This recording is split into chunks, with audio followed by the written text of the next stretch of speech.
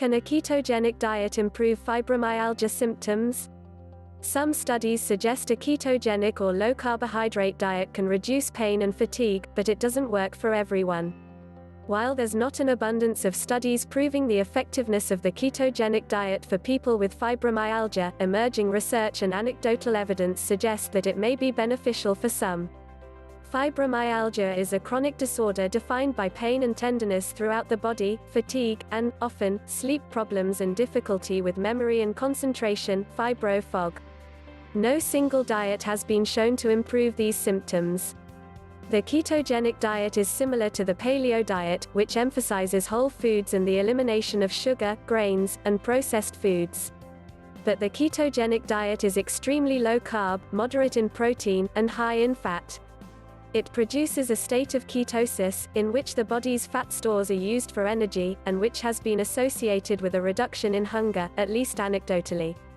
John Jack Shelley Tremblay, Ph.D., professor of psychology and adjunct professor of neurology at the University of South Alabama in Mobile, has done research on the effects of carbohydrates on fibromyalgia symptoms.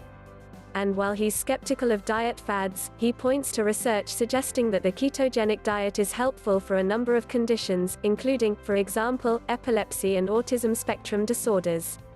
He notes that some European studies have found that many people with fibromyalgia improve dramatically when they are on a low-carb or ketogenic diet. The brain craves energy to run. The standard American diet has a lot of sugar, refined grains, and things you wouldn't have found in the evolutionary background of humans, says Dr. Shelley Tremblay. Research, he says, indicates that people with fibromyalgia do not metabolize sugars and other carbohydrates normally, so their cells, including their brain cells, crave energy. The brain is the most energy-craving part of the body pound for pound, and it wants sugar to run, Shelley Tremblay says, referring to the brain's use of glucose as its primary fuel under normal circumstances. People with fibromyalgia are in a constant state of deficit, he says, and have difficulty meeting the energetic needs of the brain. The result can be exhaustion, pain, poor sleep, and fibro fog, which he describes as a condition associated with decreased cognitive capacity, specifically decreased short-term or working memory, decreased attentional resources, fatigue, and trouble concentrating. It's a vicious triangle, he says. Poor sleep, which is both caused by and exacerbates pain, leaves you with fewer cognitive resources to dampen down that pain enough to function. On top of that, he says, are the energetic deficits associated with the metabolic conditions underlying fibromyalgia. In study, high blood sugar leads to lethargy. Shelley Tremblay, along with Alan Ernst and John P. Klein, compared the effects consuming carbohydrate had on mood in a small group of women with fibromyalgia with the effects on a similar size group of women who didn't have fibromyalgia, in an earlier study published in the Journal of Musculoskeletal Pain. Many of the women with fibromyalgia acknowledged that they craved carbohydrates and often used them to try to manage their moods and give themselves an energy boost. So when, after having participants fast for 8 to 12 hours, the researchers fed them a big dose of a super sugar Kool-Aid mixture, according to Shelley Tremblay, the women expected to feel better.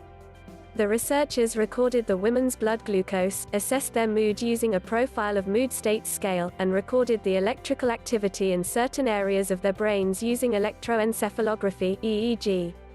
What actually happened was their anger and hostility spiked, almost in sync with their elevated blood glucose, says Shelley Tremblay. Soon after, instead of getting an energy boost, they felt frustrated and lethargic, and many did not metabolize the sugar well.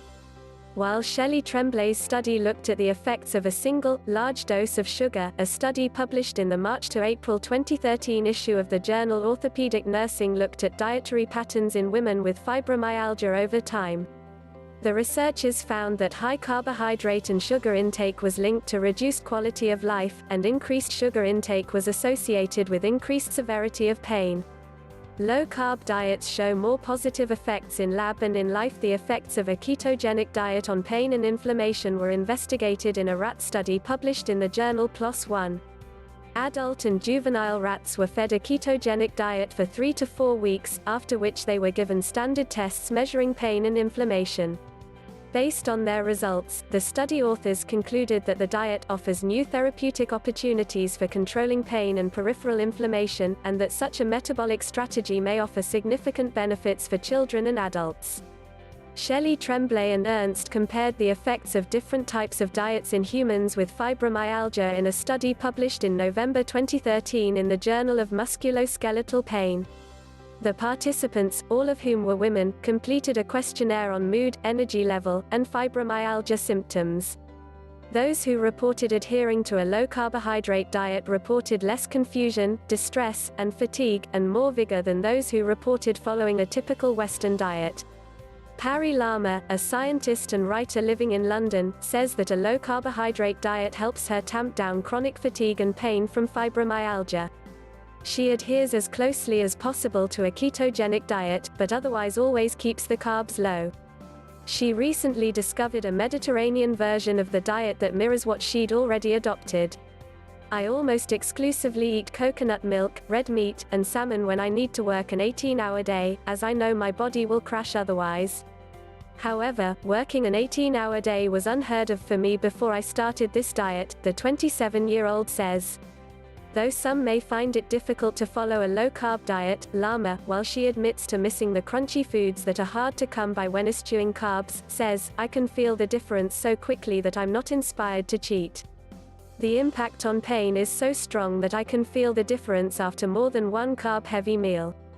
The key may be reducing inflammation. The primary benefit of ketogenic diets," says Shelley Tremblay, "is that they're low in the refined sugars and simple carbs that are so inflammatory. Some people can go into ketogenesis with a low-fat, low-sugar diet, while some need to lay on the fats," he says. But it's not necessary to be in ketosis to see the health benefits of cutting back on simple starches and sugars. It's essentially a low glycemic index type diet that helps, because that has the biggest correlation with reducing inflammation. More information about the glycemic index is available from the Glycemic Index Foundation. For some, low-carb makes symptoms worse, but just as the symptoms of fibromyalgia are variable, so is response to diet. Not everyone will thrive on a low-carb diet. Annie Sisk, 52, of upstate New York, found that her symptoms worsened when she adopted a low-carb diet. "My pain levels began soaring almost immediately. I felt so much worse. Nothing helped. I missed days from work," Sisk says. It took some time for her to realize that cycles of constipation and loose stools tracked with her pain cycles. "Since low-carb diets create or exacerbate constipation, it makes sense my symptoms got worse." She tried stool softeners and fiber additives to no effect. Sisk has settled on a mostly vegetarian, low-fat diet that she says keeps her pain at manageable levels. Her diet includes lean, grass-fed beef, free-range chicken, and wild fish, along with occasional servings of fruits that have a low glycemic index. Related, all about fiber, food sources and supplements. Consult an expert when changing your diet, whether you're considering trying a ketogenic diet, another type of low-carb diet, or any nutritional approach that's different from what you now eat. It's best to consult a registered dietitian nutritionist (RDN) for advice on making the switch. RDNs can help you tailor the approach to your specific needs and help you overcome side effects, such as constipation. In addition, they can help with weight management, which, says Shelley Tremblay, is crucial for those living with fibromyalgia. A healthy weight, he says, is essential, since excess weight can contribute to pain, poor sleep, sleep apnea, and wear and tear on joints.